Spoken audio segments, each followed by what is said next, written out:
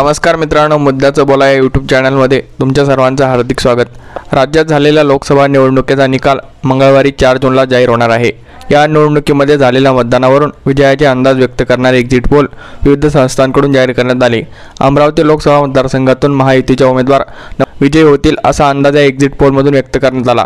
यावर प्रहार संघटनेचे अध्यक्ष मंत्री बच्चू कडू यांनी प्रतिक्रिया दिली। एक्झिट पोल म्हणजे थोतांडा असून त्यावर माझा विश्वास नाही।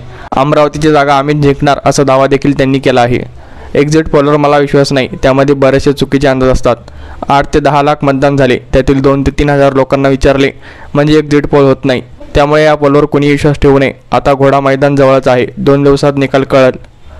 अमरावतीतील लोकसभा मतदारसंघातून प्रहारचे उमेदवार दिनेश भोप हेच विजयी होतील असा विश्वास आमदार बच्चू कडू यांनी व्यक्त केला।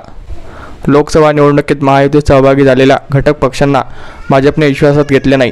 निवडणुकीला सामोरे जाताना त्यांनी सगळ्यांना विचारात घेऊन गेले असते तर बरं झालं असतं, पण आमची भूमिका सर्वांना एकत्र घेऊन जाण्याची नव्हती, म्हणूनच आम्ही विरोधात उभं राहिलो। अमरावतीमधून आमचा उमेदवार निश्चितपणे विजयी होणार, 2 दिवसात निकाल कळेल असं देखील बच्चू कडू म्हणाले।